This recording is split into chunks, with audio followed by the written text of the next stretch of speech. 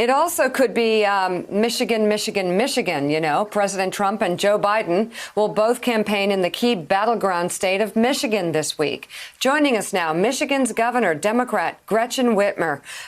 Great to have you back on the show, Governor. I guess, first of all, the Trump events, from what we've seen so far, more like rallies, and there's not a lot of social distancing. Are you concerned a bit about the health threat that a Trump event could pose? Yeah, of course I am. We're watching the events that he's holding in other states leading up to his visit here in Michigan tomorrow. And we know that there's no social distancing. There's very little mask wearing. They're projecting their voices, and that's the prime conditions for a spread of COVID-19. We've pushed our curve down. We've saved thousands of lives. Our economy's re-engaged. And yet we know that all of this is very precarious. And a super spreader event could change all of that and make us have to roll some things back. And that's what we're desperately trying to avoid. So, of course, I'm concerned about it. And what are you able to do as governor? Because if the president wants to come to town, is that it? Can you not have guidelines that the people of your state need to operate by instead of like what we're seeing here?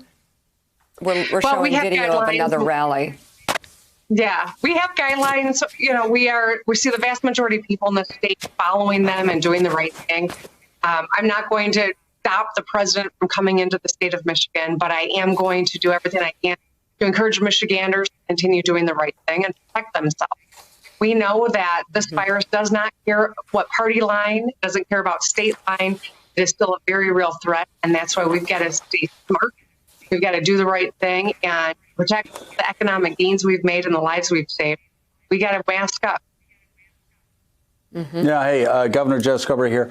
Let's talk about COVID in the state of Michigan. Obviously, you've won a lot of praise, not only from members of the media, but also, I think, for you, probably more importantly, from voters in the state of Michigan, if you look at your approval ratings. But we're in the fall now. This is what we've been warned about for the past 6 months from epidemiologists and doctors about the possibility of the flu and COVID hitting at the same time. What is Michigan? How are you all doing right now in terms of infections and deaths? And what are you doing to protect people in your state as we go into these possibly dangerous times? Well, Joe, we were rising at the same time that the city of New York was and New Orleans. We were the we're the 10th largest state in the nation, and for a long time we had the 4th highest death rate and number of COVID cases. Now we are in the 40th position in terms of number of COVID cases, and our positivity rates are 3.7, which would be the envy of probably almost every other state in the nation, but for a handful that are doing a little bit better. The fact of the matter is we've made incredible strides. We've paid a huge price for it, too. You know, real sacrifice. But with the vacuum of leadership in D.C., it's been on the nation's governors to take the lead. And our aggressive actions have paid off.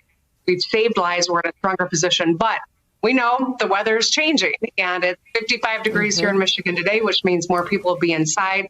And that's when we've got to be heightened concerns for a resurgent second wave. And that's why we're promoting flu shots. We are continuing to be aggressive around actions that we're taking to preclude community spread. We have 30,000 tests a day, which is a phenomenal step that we've been able to build here in Michigan. But a national strategy coming out of Washington, D.C., and the resources to support our effort in terms of a fourth supplemental that we'd like Mitch McConnell and Donald Trump to get over the finish line would go a long ways toward protecting our economy and protecting the health of our people. Governor Mike Barnicle is with us and has a question for you. Mike.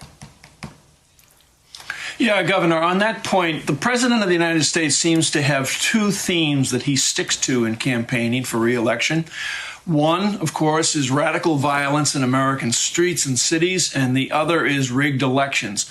But to your point that you just raised, the last federal assistance check that many, many families got was July 1st. There has been no COVID relief bill passed since then to give families a boost who need a boost. And we are on the edge of an economic catastrophe for millions of Americans. What is the status of that pending catastrophe among Michigan's workers? Well, it's the stark reality. You know, dinner table issues decide elections, at least here in Michigan. And that's why I've been encouraging the Biden-Harris campaign to keep doing what they're doing, focused on addressing the healthcare crisis so that we can get people back to work and keep them at work and build our economy back better. The dinner table issues are that there's a lot of Americans that are out of work right now, fearful whether or not they're going to make it through this upcoming fall season and winter season. And that's why the inaction in Washington, D.C., every state in the nation is waiting for D.C. to get this supplemental done. It's about public safety and public education and public health, arguably the three most important things we need to do as a nation right now in the midst of this pandemic. The Trump administration didn't create COVID-19, but they are responsible for the terrible response to it, the lack of a national strategy. And that's why right now, more than ever, they got to get this fourth supplemental done so that we can help American families stay in their homes while they're fearful of just paying the rent. Governor Whitmer, it's Willie Geist. Good to see you this morning. One of the ways President Trump is trying to win votes in your state is by encouraging Michigan and Michigan State to play football along with the other teams in the Big Ten. Do you believe Michigan and Michigan State should be playing football games this fall? You know, I love football. I wanted to be a sports broadcaster. That was my original plan. I'm a state grad and I got a kid at the University of Michigan. And the fact of the matter is the Big Ten made a decision based on the best epidemiology. They're research institutions learning from the best and making decisions. And I think we've got to respect the decision that they made to keep their student athletes safe and families safe. And I think that making this a political question really undermines the seriousness of this issue and how critical it is that we follow science and we do what we need to do to protect people. We can play football again. There's no question about that. But we got to be safe right here and right now. And we're still in the midst. So you agree with the Big Ten's decision then?